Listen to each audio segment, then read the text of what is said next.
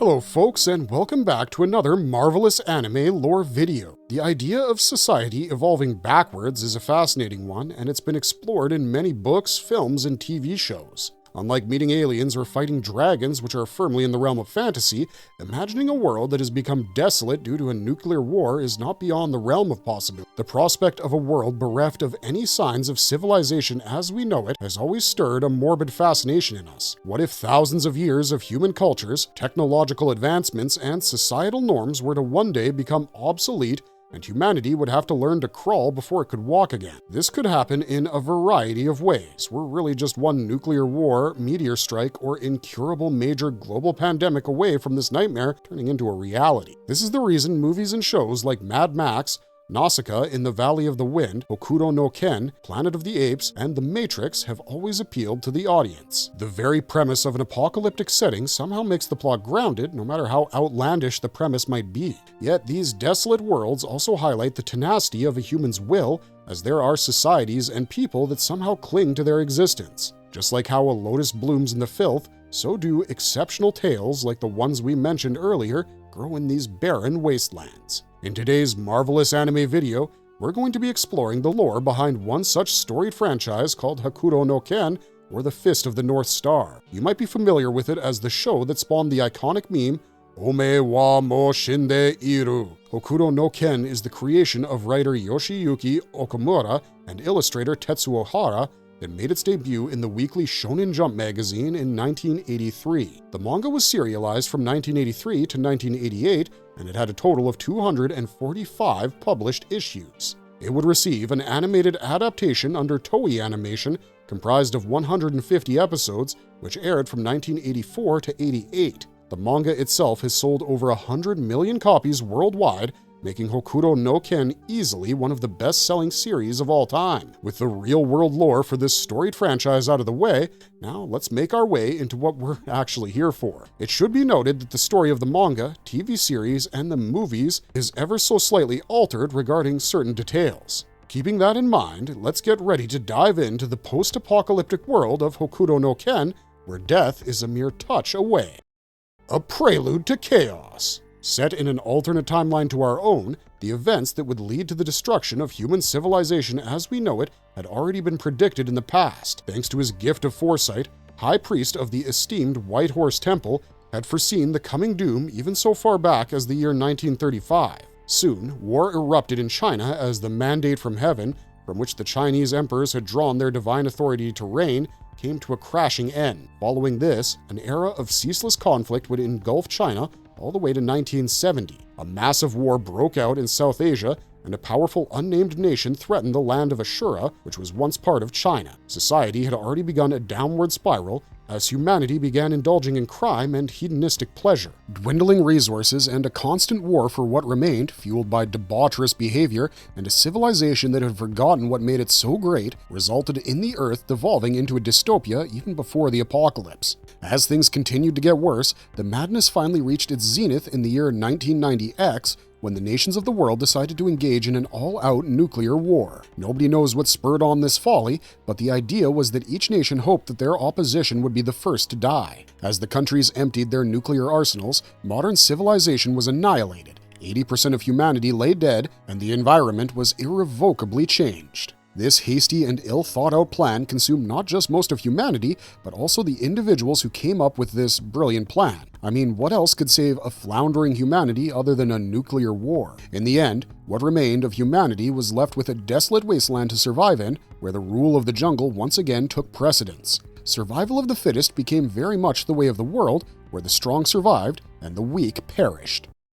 Navigating the post-apocalyptic wastelands. Following the nuclear fallout and the death of his adoptive father and master, Ryukin, at the hands of his adoptive older brother, Rao, Kenshiro embarks on a journey to navigate this new and dangerous world. Kenshiro only finds out that Rao had been responsible for their Sifu's death much later in the series, but for now, with him is his fiancée, Yuria, his only beacon of hope in the desolate world as they try to build a future for themselves. Their time together would, however, be cut short when his rival Shin from the Nanto Kushu Ken school would not only defeat and scar him forever on his chest, but also kidnap his beloved for himself. As Kenshiro wanders through the wastelands nursing his wounds and ego, we get to see through his eyes the terrible conditions to which the world has been reduced. Lawlessness and anarchy reign supreme, with roving bands of marauders looting and murdering everything in their way. The world only recognized the authority of the strong, and to survive in such a place, Kenshiro quickly developed a killer instinct. In his quest to rescue his fiancée, he also befriends the two young orphans, Bat and Lin. These two characters play a pivotal role in supporting Kenshiro throughout the series. The post-apocalyptic world is filled with these types of children who, for various reasons, have been left to fend for themselves. Kenshiro learns that Shin has become one of the numerous warlords feuding for territory and resources in this post-apocalyptic world as the leader of the organization called King. We follow Kenshiro as he dispatches 4 of Shin's strongest generals with relative ease and prepares to take on his nemesis in a rematch. This time, the fight goes as expected, with Kenshiro easily besting Shin. However, the villain has the last laugh when he informs Kenshiro that Yuria has already committed suicide. Kenshiro learns that Yuria had been unable to stand the ruthlessness and cruelty displayed by Shin in his attempts to please her, which eventually led her to take her own life. Despite their current animosity, Shin and Kenshiro, at one point, had been good friends, even though Shin truly loved Yuria. In the end, refusing to die by Kenshiro's hand, Shin chooses to emulate the woman he loves and kills himself in the exact same manner Yuria did. What Kenshiro doesn't know, however, is that Yuria survived her suicide attempt and was rescued by the Nanto Goshasei, who are the 5 guardians of the last Nanto general. This was a parting blow delivered by Shin, who knew of the fate that befell Yuria but refused to reveal the truth to Kenshiro even after he died. Despondent after having lost his one true love, Kenshiro ventured out into the wilderness once again in search of a purpose.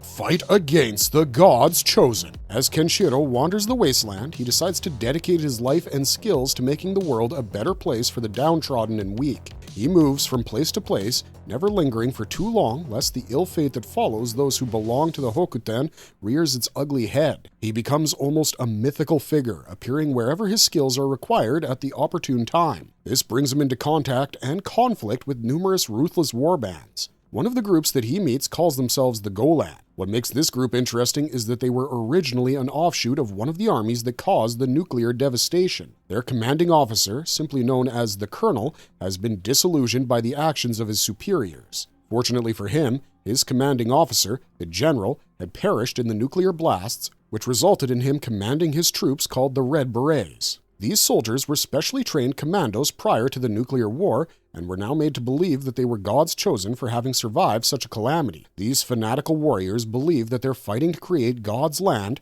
but engage in infernal behavior towards the people that they capture and rule. Kenshiro comes across them while rescuing Lin and other women from their clutches. Upon seeing the atrocities being committed by the group, he decides to step in and put an end to their madness. After defeating their minor leaders, including a drill sergeant called Mad Sarge and the Major, he comes face to face with the Colonel himself, who's proficient in the martial art called Nanto Muan Ken. After Kenshiro beats the Colonel, the group becomes rudderless without their leader and disbands. Interestingly, in the anime adaptation, the Golan organization is referred to as the God's Army. They are shown working under Shin's king organization, whom they worship as their god.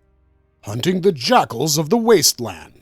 He also battles a band of lowlives led by a man called Jackal, whose personality truly befits his name. Jackal was more than just your average thug. He was a man of extreme cunning who believed that the only way a person could survive this violent era was by avoiding fights with people who were stronger than themselves. Kenshiro crosses this miscreant's path in a bar when some of his goons pick a fight with the protagonist and are quickly dispatched. Despite his men getting destroyed by Ken, Jackal doesn't choose to retaliate as he rightly gauges that the stranger is far stronger than he is. However, he overhears Taki, an orphan looking for someone to help his village dig a well. Taki, a mere 7-year-old boy, had grown partially blind from wandering in the sun for too long looking for help. Moved by the child's earnest nature, Kenshiro agrees to help him. Unfortunately for the boy, Jackal too had taken an interest in his village because of this well. The villain spends his time waiting for Kenshiro to leave the village after building the well and uses the moment to launch an assault on the settlement. However, through his assault, Kenshiro returns,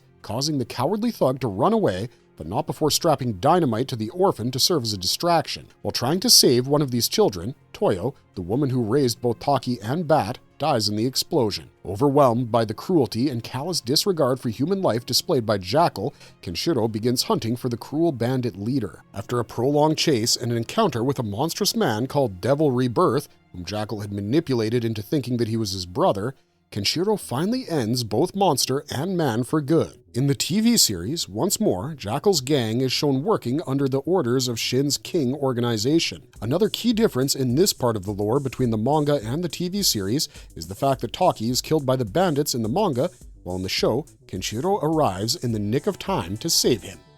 Hokuto Shinken versus Hokuto Shinken. As Kenshiro continued on his vigilante path, he would learn that the rest of his adoptive brothers had all survived the nuclear war as well. Fate would lead him to cross paths with his brothers once more, but it would not be a happy family reunion, but a meeting marked with blood. To put some context on the encounter we're going to discuss next, we need some more lore exposition regarding Kenshiro's past. Long before Ryuken, Kenshiro's adoptive father, took in Toki, Rao, and Kenshiro, he adopted an orphan. This young child was Jaggy, and even from a young age, he harbored jealousy towards his new siblings. Firstly, for being taught martial arts by their father, and secondly, for making him no longer be Ryuken's only son. Being the second youngest son of his father, Jaggy often made Kenshiro, who was the youngest, the object of his scorn. Due to this, one can only imagine the rage and jealousy that consumed him when their father chose Kenshiro to be the 64th Grand Master of the Hokuto Shinken. Upon hearing the news, he confronted Kenshiro and demanded that he give up his title, as Jaggy believed that the young man had no right to supplant the elder. However, upon his demand being refused, a fight ensues where he is badly humiliated and scarred. From thenceforth, Jaggy would live with a smoldering hatred for his younger brother, orchestrating events from the shadows to take away his title. In fact, Jaggy had been going around terrorizing folks and committing atrocities while impersonating Kenshiro in order to defame the latter. Eventually, Ken catches up to him, and the two brothers have their final showdown. During this fight, he learns that Jaggy had also manipulated Shin into kidnapping Yuria. Overcome with fury, Kenshiro brutally prolongs Jaggy's death in order to make him suffer. He dedicates 4 strikes to the memory of Shin, Yuria, Maki, and Aki, all of whom had lost their lives thanks to the schemes of Jaggy. He reserves the final blow to vent out his own anger, as Kenshiro tells his older brother that an ugly death befitted him. Battle in the Village of Miracles. Having learned that the rest of his brothers are still alive, Kenshiro arrives at his brother Toki's Village of Miracles in search of him. The village had apparently been established by Toki to heal the sick and the hurt. By using his knowledge of Hokuto Shinken, Toki had managed to transform this disease-stricken village into a center for healing. However, after Toki had been incarcerated at Cassandra, where Rao imprisoned all the martial artists he had defeated, the Village of Miracles was taken over by Amoeba, who had altered his appearance to impersonate Toki. Amoeba was a genius martial artist who had become obsessed with the challenge of mastering Hokuto Shinken. However, after being admonished by Toki previously for almost killing an elderly man when experimenting on Hokuto Shinken himself, he had harbored a grudge ever since. With Toki out of the picture, he began recklessly experimenting with the villagers regarding new vital point tests. He even fools Kenshiro, who visits the village in search of Toki. Amoeba taunts Kenshiro when confronted about his new personality, hoping that the protagonist wouldn't attack his own brother. To his surprise, though, Kenshiro gets ready to do just that, stating that Toki had fallen too far for redemption after causing so much suffering to the innocent. During their fight, despite being overwhelmed initially by the Hokuto Grandmaster, he seemingly defeats Ken by striking a vital point and paralyzing him. However, he's exposed as a fraud when Kenshiro recovers from his paralysis, stating that a strike from the real Toki would have actually ended the fight right there. Desperate, Amoeba resorts to using one of his new vital point strikes to gain a power boost, but ends up destroying his own arm. Finally cornered and helpless, Amoeba is killed when Kenshiro pummels him and uses a technique that causes the impersonator to lose control of his feet, making him walk backwards and fall from a height. Battle in Mamiya's village. Learning of his brother's imprisonment at the hands of Rao, Kenshiro makes his way to the formidable prison fortress in order to free him. The fortress Cassandra was a place where Rao imprisoned his defeated foes after taking their scroll containing their techniques. His goal was to create the ultimate fighting style by modifying his Hokuto Shinken with the knowledge of these other techniques. The reason he had imprisoned Toki was because he considered him a big enough threat to his ambition, despite ironically having asked his younger brother to stop him if his ambitions got out of hand. Kenshiro's invasion of the fortress results in an inevitable showdown with Rao. After freeing Toki, the two join forces in order to topple Rao, who had become blinded by his desire to become the strongest fighter. As the two brothers clash in Mamiya's village, Kenshiro and Rao engage in brutal combat. Ken, who had been burning with fury to avenge Rei's death after Rao had sentenced him to an agonizing demise that would take 3 days to transpire, launched into a furious assault. The two brothers proved to be a match for each other, with the fight seemingly coming to a standstill. However, as the fight was about to reach its bloody climax, Toki intervenes and stops his brothers from killing each other. Battling the Holy Emperor. Due to the setback Rao suffers because of his fight with Kenshiro, another powerful warlord called Souther begins gaining prominence in the Wastelands. He establishes himself as the Holy Emperor and begins a brutal conquest to propagate his divinity. One of his cruelest acts is to kidnap children and force them into labor to build his grand mausoleum in his honor. Souther was not always this cruel tyrant. In fact, he was a warm and kind-hearted child who deeply cared for the people in his life, in particular his master. However, as the successor of the Nanto Hōoken, the stars had already aligned to take him down a treacherous path. The fate of those who were destined to inherit the Nanto Hōoken was to kill their master in order to complete their training. Souther's master, knowing full well that his student was too pure-hearted to carry out such a barbaric deed, tricks him into committing the act. Horrified upon being forced to kill his master, who was a father figure to him, Souther is deeply traumatized and begins to cast aside all his morality, eventually turning into a tyrant. Kenshiro is recruited by Shu, a man who had once sacrificed his own eyes to save Ken's life in his younger years. Long ago, Rao had taken Kenshiro to the Nanto dojo to test his mettle. The rules of the Nanto stated that Kenshiro had to face 10 opponents to be acknowledged by the Nanto. In case he failed to do so, the punishment was execution. During this test, Kenshiro defeated every opponent who came his way until he faced Shu, the master of the Nanto Hokuto Ken. Shu would easily defeat him, causing Souther to sentence Kenshiro to death, but the older martial artist, seeing the younger fighter's potential, sacrifices his eyes in exchange for his opponent's life. After the nuclear holocaust, Shu began a rebellion against his former master, Souther, and worked to safeguard the children of the Wastelands against him. During the first clash, Kenshiro is defeated by Souther, who proves to be immune to the Hokuto Shinken. Shu's son gives up his life to facilitate Kenshiro's escape, while Shu himself is brutally killed by Souther while trying to buy time for Kenshiro's recovery. Enraged, Kenshiro once again fights the Holy Emperor with the newfound knowledge of why the Hokuto Shinken was ineffective against his opponent. The reason behind this mystery was that Souther had a very rare medical condition called situs inversus totalis, which means that the location of all his internal organs was mirrored to their normal location. After learning of this, Kenshiro dispatches Souther swiftly. However, due to the villain's tragic past, our hero grants him a merciful death, bringing an end to the Holy Empire. How Toki kept his promise to his brother. Following Souther's death, Rao makes a comeback by seeking out Koryu as his opponent to gauge his recovery. Koryu was his old master's rival for the title of Hokuto Shinken's Grand Master. Having lost the fight for that title, he exiled himself in order to uphold the law of the Hokuto, which stated that there could only be one Grand Master at a time for the technique. Upon seeing Rao's ferocious battle style, Koryu attempts to steal Ken-Oh's fists but fails. He instead gets absolutely pulverized and killed by Rao. Following his death, Toki confronts his brother to keep his promise that if Rao ever let his ambitions rule him, Toki would put a stop to it. As the two clash in an intense battle, which is evenly matched, Toki seems to have the upper hand, but his technique doesn't prove powerful enough to put down Rao. We find out that Toki had been slowly dying due to radiation poisoning, which he contracted while trying to forcefully shut the bunker doors to protect Kenshiro and Yuria from the nuclear explosion. Rao weeps genuine tears as he realizes that his brother cannot stop his rampage as he's too weak because of his condition. He even acknowledges that the only reason he's able to defeat Toki is because the latter was much weakened because of the radiation poisoning. Even though Rao does defeat Toki, he ultimately spares his brother's life in a rare act of mercy against an opponent. As for Toki, following this fight, he would ultimately return to his life as a healer and, after some tribulations, pass away, succumbing to the poisoning. It was said that Toki was meant to be the original Grand Master of the Hokuto Shinken, as he was the most kind-hearted and talented of all the Hokuto brothers. However, due to his illness, Ryuken ultimately settled on Kenshiro.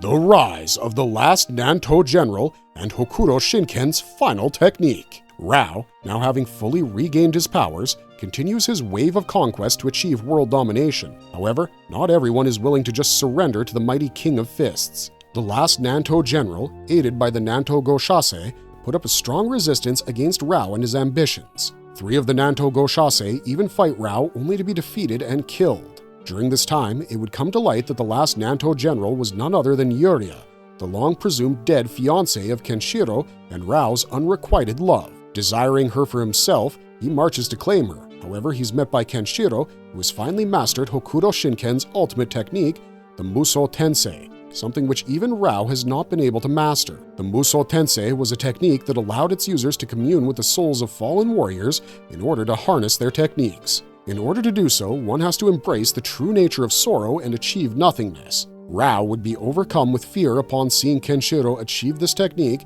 that no Hokuto Shinken user had ever managed to acquire in 1800 years. He would give up his title of Kenno and begin searching for a means to overcome the fear he felt in the presence of Kenshiro. In the meantime, he would capture Yuria and take her with him. At one point, Rao begins contemplating killing Yuria as he believes that doing so will help him feel the level of sadness required to achieve the Muso Tensei. However, when he moves to strike her, he realizes that she's already close to death's door due to a pre-existing condition. Instead of killing her, he slows down the disease's progression and places her in a death-like state. As fate would have it, this would be the moment Mumo Tensei would be acquired by Rao as well. With all the pieces in place, the stage was set for the final showdown between the 2 Hokuto Shinken fighters.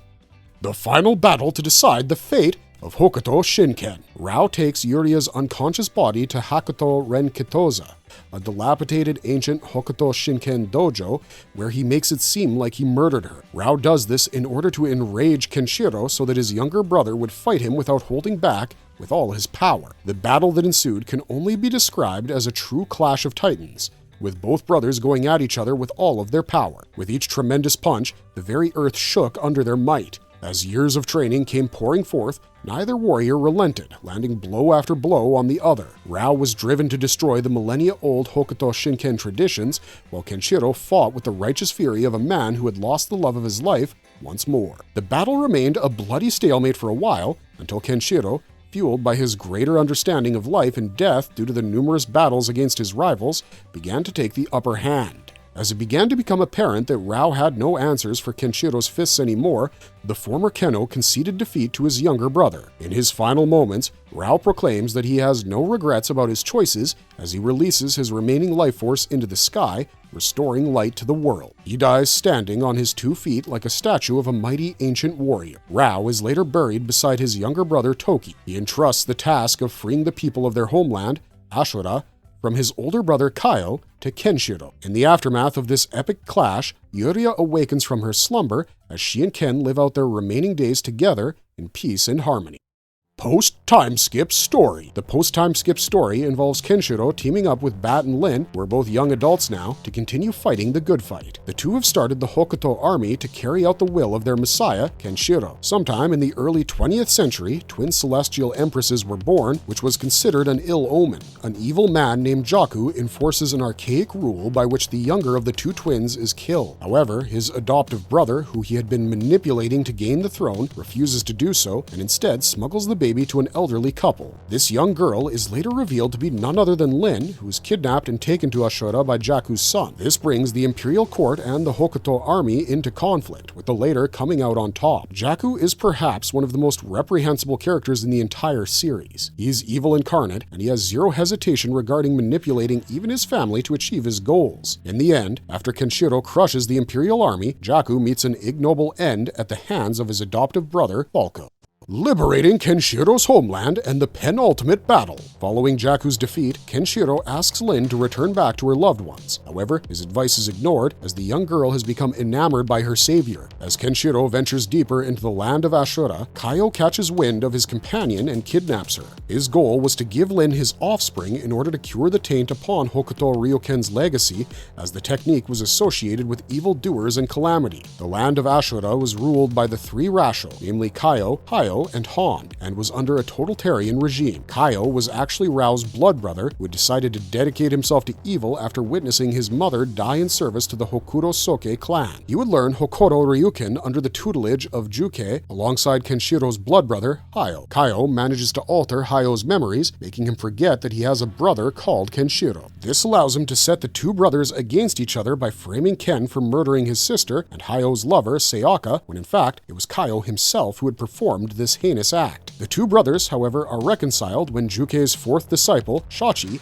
unveils the deception for them. Shachi had been working against the warriors of Ashura, who called him Rakshasa, the Ashura-devouring demon. He proves to be a formidable ally for Kenshiro in his quest to overthrow the Rashos. As Kenshiro prepares to take on Kaio to thwart his plans of overthrowing Hokuto Shinken and conquering the world in evil's name, he discovers a secret testament left by the founder of the technique. This testament contained the secret to overcoming Kaio's ultimate technique, Anryo Tenha. This technique was so powerful that it prevented Kenshiro from using the Muso Tensei. However, thanks to the knowledge he had gained from the testament, Kenshiro was able to defeat Kaio, who had one of the most epic deaths in anime history. After being defeated by Kenshiro, he asks Hayo to deliver the final blow as penance for his sins. However, Hayo, who has lived his life thinking of Kaio as a brother, cannot bring himself to do so and forgives him. The two of them finally make peace in the end as Hayo succumbs to the injuries that he had sustained while fighting Kaio's elite guards. Kaio picks up Hayo's lifeless body in his hands and walks into a volcanic geyser, bidding farewell to Kenshiro. As the magma engulfs Kaio and Hayo, it leaves behind a natural statue of the two in their final moment. This has to be one of the most epic deaths, as we said, in all of anime history. Flawed as he was, just like his brother Rao, Kaio dies standing on his feet, befitting a mighty warrior.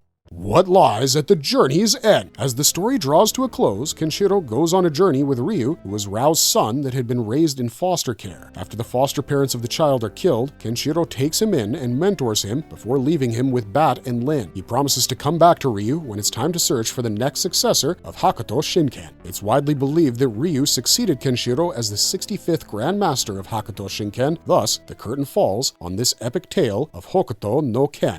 Marvelous verdict. Hokuto no Ken is one of the greatest animes to ever come out in the wild 80s era. Kentaro Miura, the author of another legendary series Berserk, has stated that Hokuto no Ken had the biggest impact on his work. This is by no means an isolated situation, as there are numerous other animes and manga like Vinland Saga that have been influenced by this work. The Hokuto no Ken franchise has only continued to grow in strength over the years, with numerous spin-offs, movie remasters, and video games that have come out since the debut of the original. The legacy of Hokuto no Ken, therefore, is beyond dispute. We hope that you enjoyed this video as much as we loved making it for you. Thanks for sticking with us right to the end of this video. Be sure to check out the rest of our channel next as we cover all of your favorite anime, mangas, and characters. As always, if you enjoyed our content, don't forget to leave a like and subscribe to us if you haven't already. Otherwise, we hope to see you soon in the next one. Until then, stay safe and stay marvelous.